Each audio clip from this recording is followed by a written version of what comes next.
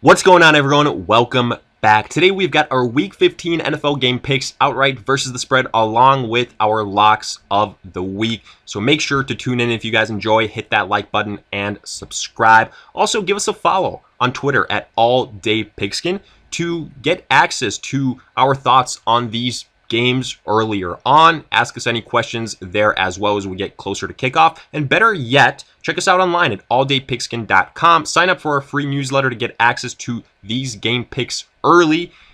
All those details in the description. But for now, let's get right into it.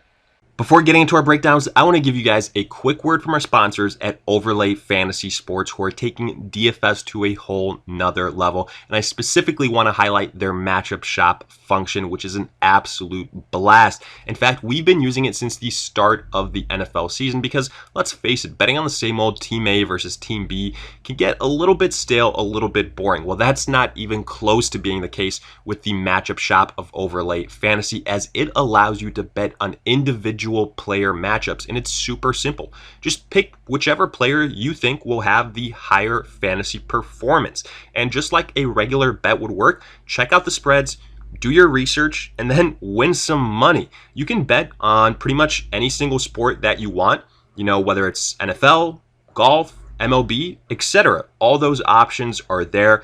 And again, super simple. Pretty much for any single NFL game coming up, you've got a bunch of different matchups that are always updated and added to. So if it's something as simple as just putting a single submission, you can do that. But guess what? If you want to get a parlay going and double up some of those winnings, you can do that as well. So take advantage of this. All of that homework you're doing for your fantasy lineups, let's have that translate to some big time winnings for your wallet as well. So do yourself a favor and check out Overlay Fantasy's matchup shop now. Our first game of the week featured the LA Chargers at the Las Vegas Raiders on Thursday night. The Chargers 4-9 coming off their win versus the Falcons, while the Ravens 7-6 after losing this last week versus the Colts. And if you guys follow us on Twitter at AllDayPigskin, or better yet, are signed up for our free newsletter at alldaypigskin.com, you get access to these picks early on. You knew how we felt about this game. We liked the Raiders outright because there was a lot of talk about the LA Chargers and their big-time weapons being limited here. Keenan Allen, Mike Williams, Austin Eckler, and that would be a big blow to Justin Herbert.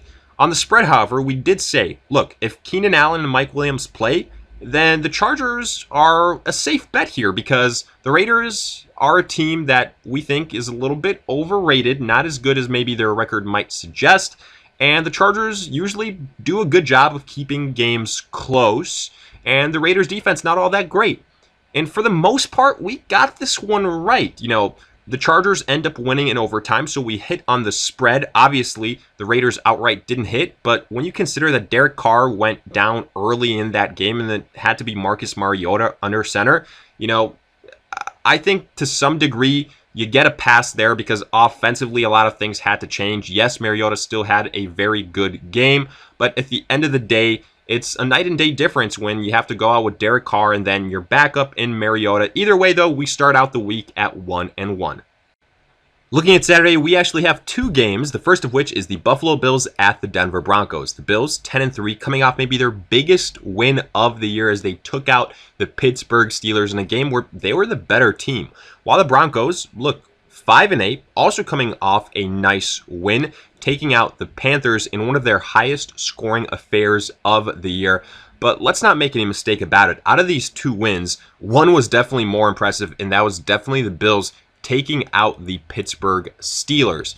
And when we compare this matchup in particular, I don't expect the same type of scoring success from the Denver Broncos because compared to what, first and foremost, the Broncos faced defensively versus the Panthers last week, the Bills are definitely a tougher unit, and we should add that the offensive output that Denver had in Week 14 isn't what we're accustomed to from them, and more than likely, it was an outlier and not a trend. So with that being the case, and the fact that the Bills are absolutely loaded offensively with Stephon Diggs, Cole Beasley, and obviously Josh Allen, they're almost a lock to put up around 30 points, whereas we think that Denver will really struggle keeping up in this game. In fact, we actually think that this game could be one of the, several blowouts of Week 15, as the passing attack of Denver just can't compete with that of Buffalo, and the Bills also happen to have a big advantage at quarterback. Josh Allen versus Drew Lock. It's a no contest.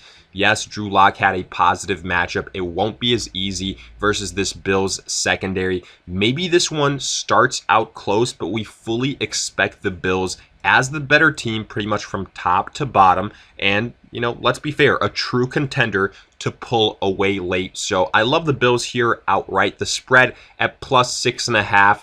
I think that number should be higher, so I feel pretty good about taking the Bills on the spread as well. Our second Saturday game features the Carolina Panthers at the Green Bay Packers. The Panthers 4-9, coming off that aforementioned loss to the Broncos where they couldn't stop anybody defensively, while the Packers 10-3, huge win versus the Lions because now they are in the driver's seat for the number 1 seed in the NFC, and honestly, we don't see them fumbling away that opportunity here versus the Panthers. And sure, maybe we're tipping our hand a little bit in terms of who we like outright, but there's still a conversation to be had on the spread because the Packers are at -8.5 currently, almost double digits, and even though the Panthers only have 4 wins on the year, they've avoided being blown out all that many times. In fact, they've only had 2 double-digit losses all season long. And there's some areas here where they could take advantage of this Packers defense, specifically when it comes to defending the run. Now, unfortunately for the Panthers, they will be without Christian McCaffrey yet again, but Mike Davis has been a serviceable backup, all season long. He just doesn't quite give you that same oomph in terms of scoring upside as Christian McCaffrey would. Silver lining, I guess you could say that DJ Moore should be back at the wide receiver position, but then now Curtis Samuel potentially questionable, so that could be an issue as well. Basically, you start to see why we like the Green Bay Packers here outright, at least. On their side of things, Aaron Rodgers is playing at an MVP level. Devontae Adams is playing like the best wide receiver in the NFL. Nobody can stop him, and, that probably will be the case here yet again, considering that the Panthers made guys like Tim Patrick and KJ Hamler look like superstars. And they also struggle defending the run, so Aaron Jones, Jamal Williams probably are going to have pretty successful outings. But again, the Panthers do have their fair share of weapons, and Teddy Bridgewater, plays mistake-free football. And I do anticipate them to potentially get some points late in this game. In fact, maybe they kind of keep up with the Packers for a while here until Green Bay kind of just, pulls away a little bit late in this game. And that's the reason why we like Green Bay ultimately in this matchup. They're just the better team overall, but on the spread, like we pointed out, there are some areas where the Panthers can take advantage of here, and with the smart play of Teddy Bridgewater, I think Carolina can hang in there and avoid being, blown out, quote unquote, or losing by double digits. So I actually like the Carolina Panthers on the spread, despite the fact that we think the Green Bay Packers win outright. Getting to Sunday, we start with the Tampa Bay Bucks at the Atlanta Falcons divisional clash here. The Bucks 8-5 after beating the Vikings, while the Falcons 4-9 after blowing yet another game, this time versus the Chargers. And unfortunately so, it does not get any easier for them here. The big news here, obviously, Julio Jones will miss yet another game with that nagging hamstring injury. And that is bad news for the Falcons, specifically Matt Ryan and the offense. We've said it before, we'll say it again. Matt Ryan statistically takes a huge hit when Julio Jones is not in the lineup. And when you compare that to the talent that the Bucks have offensively, look, even if they miss a guy like an Antonio Brown or a Mike Evans or a Chris Godwin, they've still got, Rob Gronkowski or a Scotty Miller. Point being is they've got a lot of options. They've got a lot of depth. Now, to be fair, they are expected to be without a weapon of their own in Ronald Jones at the running back position. But again, Leonard Fournette should be able to go in there and fill in admirably. And when you consider this poor Falcons defense as a whole, we're not all that worried. In fact, we see this game going one of two ways. Either the Bucks offensively, we've seen them struggle a bit coming out of the gate, and that's definitely a possibility, but later on they do pick it up, especially versus lesser competition, which, make no mistake about it, is the case here. That's one of the scenarios. Number two being they completely blow out the Falcons, where they score a couple touchdowns in the first couple of drives, and then the defense takes over. And honestly, I suspect whichever one of those two scenarios hits, the defense is going to play a major part in this game, because Matt Ryan has struggled a lot in terms of taking hits, taking sacks, turnovers, and this Bucs defense can get after the quarterback. They're going to stop the rushing game of the Falcons, which is all but non-existent to begin with. So it's going to all be on the shoulders of Matt Ryan. We do not like those odds. So every sign points to take the Tampa Bay Bucs here. They are the better team from top to bottom. I will take them outright. The spread is at plus 5.5. And like I told you guys, this game will either be a blowout or, the Bucs winning by right around 4, 5, 6 points. I'll kind of hedge my bets and say it's somewhere in between, but either way that translates to the Bucs probably also covering on the spread. Next up, we've got another divisional clash between two 6-7 teams in the Chicago Bears at the Minnesota Vikings. The Bears absolutely dominated the Houston Texans, while the Vikings, tough loss versus Tampa Bay Bucs.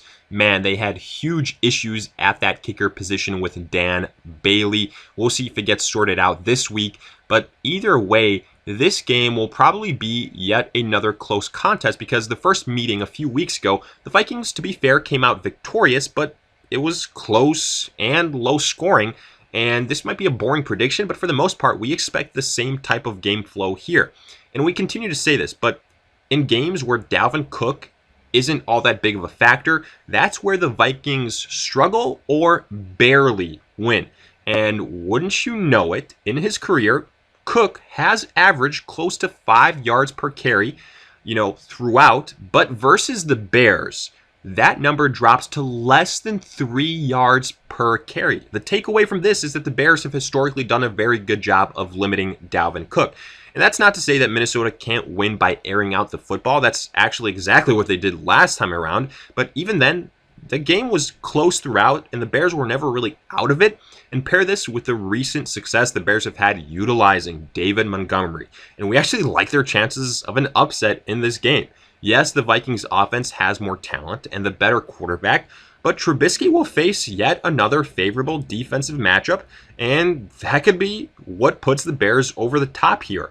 It's been the main reason why they've had some success these last couple of weeks. We haven't seen the quarterback play all that much better. It's just been better matchups, and we know that's pretty much only when Mitch Trubisky, or regardless who the quarterback for the Bears is, really plays at an average level. So in reality, we believe these teams are probably pretty close to the overall ability, and we like the Bears to win and split the series. Their defense gives them that ability, and I am worried about Dalvin Cook here.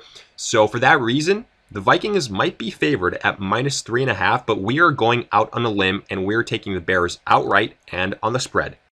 Continuing on, we've got the San Francisco 49ers at the Dallas Cowboys. The 49ers 5-8, tough loss versus Washington, while the Cowboys 4-9, beating the Bengals. But let's be honest, we all saw that one coming, and one win versus arguably the worst team in the NFL is not going to translate to long-term success for Dallas this season. Even with their own fair share of injuries here for the 49ers, they're still, we believe, the much better offense and especially better defensively compared to the Bengals, who the Cowboys faced last week. And the Cowboys, for the most part, have proven that unless it's versus a very, and we mean very favorable defensive matchup, their offense and Andy Dalton, unfortunately, cannot be trusted.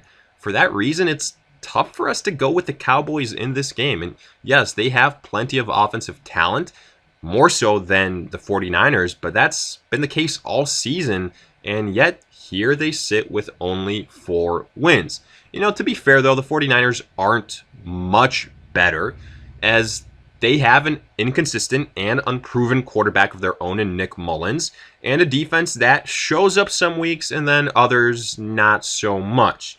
And honestly, all things considered, this game could go either way, because it's really primarily going to depend on what version of the two quarterbacks involved we get. So when you consider it that way, and the better matchup that the 49ers have facing this Dallas Cowboys defense, we believe more so in Mullins, which might sound crazy, than Andy Dalton. So we have to go with the San Francisco 49ers here outright. Also, it doesn't help that Ezekiel Elliott could potentially sit this game out. Now, to be fair, Tony Pollard is a serviceable backup, but is it really going to matter at the end of the day? I'm not convinced that it will. I think the 49ers could potentially overwhelm the Cowboys here. It's either going to be, in my opinion, a blowout for the 49ers in a victory, or the Cowboys barely winning. So, kind of going in between there. The safe bet is probably the 49ers, by 4 or 5 points, which means we like the 49ers outright. Dallas at only plus 2.5, spread not all that high. We're treating this game as a pick'em, so going with the 49ers on the spread as well. Next up, we got the Detroit Lions at the Tennessee Titans. The Lions 5-8 coming off a loss versus the Packers, while the Titans 9-4 took care of business versus the Jaguars. And the big storyline here centers around the Detroit Lions because the status of Matthew Stafford is up in the air and he could miss this contest. That is a very real possibility. And honestly, if that's the case, we could probably stop with our breakdown of this game with that previous sentence, and I feel like it would be enough to come to a sensible conclusion in terms of who you should pick here, because I don't care that the Tennessee defense is a unit that isn't all that great. You still need a quarterback to actually take advantage of those shortcomings, and guess what? Chase Daniel, the backup for Detroit, is not that guy.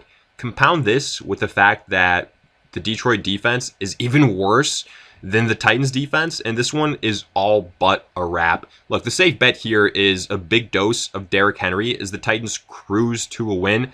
If Stafford plays, however, we could see the Titans still take this one outright, but maybe then you look at the Lions on the spread, which right now is at minus 9.5. We do want to consider that scenario as well, but if Stafford doesn't play, Kenny Golladay, we know, isn't going to play. This one is all but a wrap. If that happens, you hammer the Titans outright and on the spread, which is what we're doing as of right now.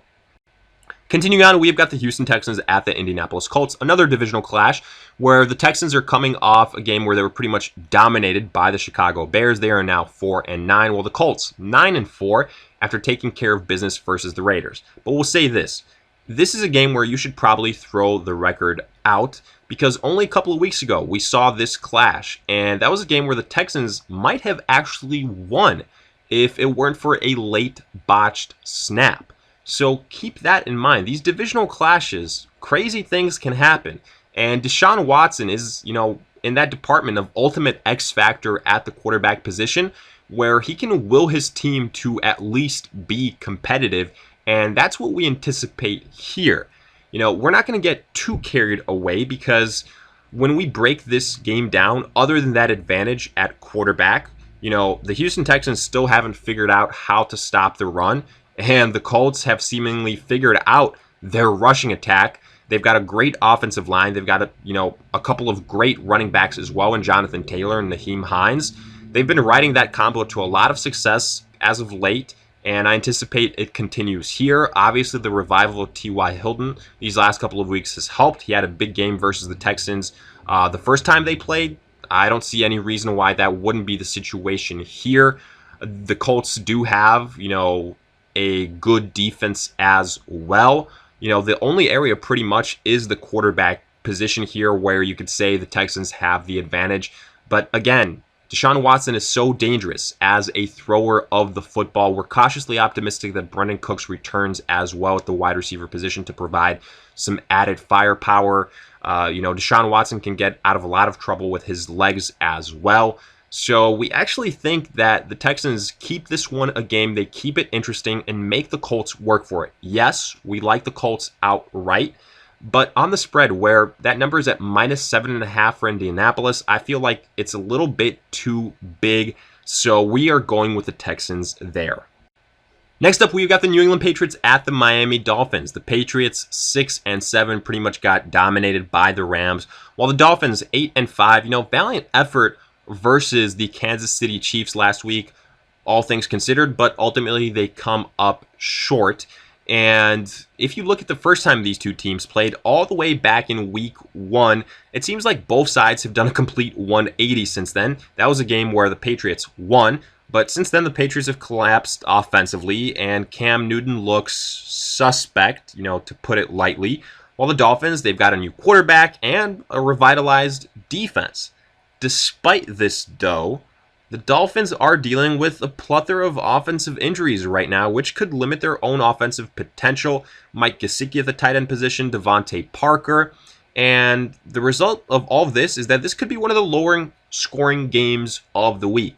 And factor into this that Bill Belichick has owned rookie quarterbacks. This one could get really interesting here, as Tua has already shown us that he can make his own fair share of mistakes. Now, while we don't think this will be as big of a domination as when the Patriots shut down Justin Herbert and the Chargers, it's still smart to put this game on a possible upset alert. In fact, we're treating this game as a pick'em. And even though the Dolphins seem like, quote-unquote, the smart pick on paper, we'd be a little bit nervous either way you go here. And in all honesty, we'd advise people to stay away from this game. If you want to bet it, then either go with the Dolphins, on the spread and outright, or just tease that spread to, I would say, around -6, -7. Right now, the Dolphins are at -2.5, so it's almost a pick'em, and then go with the Patriots in that scenario with that larger spread. As things stand right now, I just have to hedge my bets because I could see the Patriots, making things difficult here for the Dolphins. So I will take the Dolphins outright, but on the spread, I'll go with the Patriots here. I could see this one being a little bit weird. Like I said, what I'm personally doing in this situation is getting that number to -6, -7, and then I would feel much more comfortable with the Patriots on the spread then. Next up, we got the Seattle Seahawks at Washington. Seattle 9-4. Probably enjoyed their easiest game of the year last week versus the Jets, but it gets a little bit tougher now because Washington 6-7, big win over the 49ers last week. They're in first place in the NFC East, trending in the right direction. And initially, we were saying that watch out for, a game where it's really close here and Washington is going to make it a long day for Seattle, but some things have changed since then. Namely, that Alex Smith is not expected to play, so that means Dwayne Haskins will be returning in this matchup. We remember obviously that he started off the year as the quarterback for Washington, but there was a reason why he was benched. Plain and simple, he is not a good quarterback, and I do think this team takes a step back. Defensively, they're not too different. The problem is that when Dwayne Haskins, starts to take more sacks, starts to make more mistakes than Alex Smith, that's going to be a problem. And yes, the Seattle Seahawks defense is suspect, especially in the secondary, but do you really have faith in Dwayne Haskins to take advantage of that? With Alex Smith under center, I would say, okay, I think Washington is going to have some success, especially with Terry McLaurin and some of those weapons. But now I'm not so certain. Yes, they still might put up the stats, but at the end of the day, I think Dwayne Haskins is just a big time kind of demotion from Alex Smith, a big step down for Washington. And that is the difference maker for me here. I'm going with the Seattle Seahawks. Look, I was going with Seattle to begin with, regardless of who was playing quarterback for Washington. I think that they are the better offense. I think that Russell Wilson is one of those rare quarterbacks where, pretty much regardless of the matchup, he can make things happen. Seattle has the better offense. Metcalf, Tyler Lockett, Chris Carson, and now that we know the Dwayne Haskins situation, this one is all but a wrap. The spread at +5.5, that number probably has changed since the news of Haskins, but now I'm going with the Seattle Seahawks outright and on the spread. I love the situation for them. Bad timing for Washington, but them are the breaks. Next up, we've got the Jacksonville Jaguars at the Baltimore Ravens. The Jags 1-12 after losing to the Titans, while the Ravens 8-5. Huge come from behind victory versus the Browns last week. And I guess if you're looking for storylines, hey, Minshew Mania is back, but look, there's no other real main reason to get excited about this one here because it's plain and simple. Sure, the Baltimore Ravens can be without a couple wide receivers here because of COVID concerns, but it really won't matter. Look, the game plan has been simple since day one in this game, and that is for Baltimore to run the ball down the throat of the Jaguars and let Lamar Jackson take over. Because let's not kid ourselves, the Baltimore Ravens are not an elite passing team. Lamar Jackson isn't an elite passer of the football, but he is an elite dual threat quarterback that is absolutely sensational on the ground. And that's what we will likely see here. I fully expect Lamar Jackson to take advantage of this awful, and I mean awful, Jacksonville Jaguars defense. I also expect all those rushers on the Baltimore Ravens to eat. They could all have some success here. It also helps that at least on the defensive side of things, the Ravens are getting a little bit healthy there. So I do think that will help in terms of their efforts to limit the Jacksonville offense. But in all honesty, the only thing you should be wondering here about this game is the spread, which is at minus 13.5, because outright this game is a lock.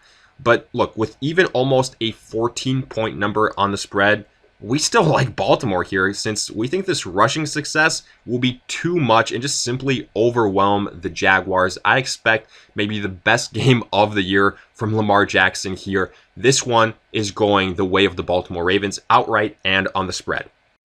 Continuing the trend of easy games to predict, we've got the New York Jets at the LA Rams. The Jets are 0-13. They got absolutely dismantled by the Seattle Seahawks. The Rams are 9-4. They took care of business versus the New England Patriots. They look like a contender.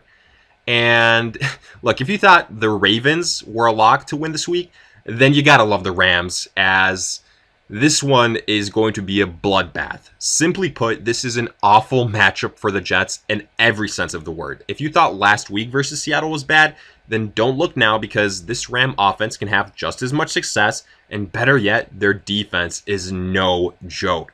In all honesty, we don't see the Jets scoring over 14 points in this game, and expect the Rams to get at least 30. That translates to a win outright, and for the Rams, probably also them covering on the spread, which right now is at minus 16.5. There's a good reason why this is the biggest spread of the week. It's going to be ugly to watch here. That's our prediction. And yet we still feel confident that the Rams can get it done. We like them outright. We like them on the spread. Feel like there's not too much else to say here when it comes to this game. Next up, we've got the Philadelphia Eagles at the Arizona Cardinals. The Eagles 4-3-1. Great win for them is, look, Jalen Hurts made his first NFL start and came out on top, while the Cardinals are 7-6. Nice win over the New York Giants. Big one for them as they try to stay alive in this playoff hunt in the NFC. Now, if you're looking for another Jalen Hurts victory, I would say kind of slow your roll here because this week won't be as easy. The reason for that is the Cardinals have an actual quarterback that can dissect an NFL defense. Facing Taysom Hill one week and Kyler Murray the other is a night and day difference, and we expect the Eagles defense to struggle a bit there. Now, to be fair, the Cardinals defense can be exposed, and for that reason, this game could be closer than expected. We saw what the game plan for the Eagles was last week, so that shouldn't be a surprise. It's to keep the game low scoring and then focus on rushing the football offensively. But we just don't think that this will be enough in this matchup. If the Eagles really want to pull off the upset, they're going to need to air out the football with Hurts, who's going to need more than 200 yards passing here. And look, even though it's a small sample size, we tend to believe that the passing attack is not the forte of Jalen Hurts. For that reason, we're going with the Cardinals outright, but we are willing to take the Eagles on the spread. That number right now for Arizona is at minus 6.5 because we think this game could be lower scoring, competitive, where the Eagles still have a chance to win late, but ultimately the more experienced quarterback gets the edge. So Cardinals outright, but the Eagles on the spread. Moving on, we've got the Kansas City Chiefs at the New Orleans Saints. The The Chiefs 12-1, nice victory versus the Miami Dolphins in a game where Patrick Mahomes didn't have his best outing, but ultimately was able to overcome that and get the W. While the Saints 10-3, bad loss versus the Philadelphia Eagles, as we saw, in full effect, the limitations of Taysom Hill. And this was a game that early on in the week we thought could be an absolute blowout. In fact, we loved the Chiefs in every which way. But something has obviously changed since then, and that is the fact that the Saints have announced that Drew Brees will be returning. And that is a big deal because with Taysom Hill under center, this team, the New Orleans Saints, struggles with two things. One of which was facing even an average defense, and the other is facing a team that can score in bunches, which is definitely the case for the Kansas City Chiefs. But now with Drew Brees, this is a completely different picture, and the Saints will, make no mistake about it, very much so be in this game. Now, unfortunately so, there is a bit of a trade-off. Michael Thomas not expected to play in this game. So the Saints will be without their top wide receiver in a game where they're going to need a lot of points to keep up pace with the Kansas City Chiefs, because even though the Saints have a good defense, Patrick Mahomes, he's pretty much elite and matchup proof, and even when he does struggle, he still is able to rally the troops and do more good than bad like we saw last week. So translation is, I expect a lot of Alvin Kamara in this game, first and foremost. Probably a lot of Emmanuel Sanders and, maybe Jared Cook, something like that. But to me, that's not going to be enough to stop Patrick Mahomes, who is right now healthier than Drew Brees, because Drew Brees right now coming back quicker than expected. I still think that he's not 100%, and that could affect some of his, playability here. So keep that in mind. But either way, look, the Chiefs, Travis Kelce, Tyreek Hill, Clyde Edwards-Helaire, Patrick Mahomes, most importantly, I'm taking the Chiefs here still outright. I still think the spread is low enough with the Saints at plus 3.5. And if that number has somehow gone down, then you hammer the Chiefs even more so. Definitely don't feel as confident as I did when we expect Taysom Hill to be the starter, but still, I'm going with the Chiefs here outright and on the spread. Looking at Sunday night, we've got the Cleveland Browns at the New York Giants. The Browns 9-4, tough loss for them versus Baltimore, but hey, they've got a chance for a rebound here. The Giants 5-8. While they won't be an easy out because of that stingy defense, we saw yet again last week as they lost to the Cardinals their limitations offensively, especially with how much hits Daniel Jones has been taking, the issues the offensive line has had, and just the lack of offensive explosion. For what it's worth, though, we still aren't sold on Cleveland, but the Giants just have too many issues right now. And for that reason, we expect the Browns to be able to get after the quarterback, create pressure throughout the game, which should create a lot of great takeaway opportunities and put the offense in great field position. Right now, the spread is low enough where we trust the Browns to not only win outright, because let's be honest, they have the advantage pretty much in every single position offensively, from quarterback to wide receiver to offensive line definitely, to running back as well. And, okay, maybe you call the defensive situation a wash or slight advantage to the Giants, but to me, that's not enough to overcome the other gaps here. So I'm going with the Browns outright, and since the Giants are at, only plus 3.5, I will also take the Browns on the spread. And finally, getting to Monday Night Football, we've got the Pittsburgh Steelers at the Cincinnati Bengals. And as far as we're concerned, you can go ahead and add this game to the locks of the week and the potential blowout column, because the Steelers, even though they are on a 2-game losing streak after being beat by the Bills, now they sit at 11-2. The Bengals are all types of bad. They are at 2-10-1, lost to the Dallas Cowboys, and for our money's worth, they are on par with the New York Jets as one of the worst teams in the NFL. And you know what we say about the New York Jets? If you are a team that's struggling, well, the perfect get-right situation for you is facing the Jets, and now in this case, for the Steelers, facing the Bengals. And sure, we realize the Steelers can't run the ball, and their defense is hurt, but again, facing the Bengals is that perfect remedy.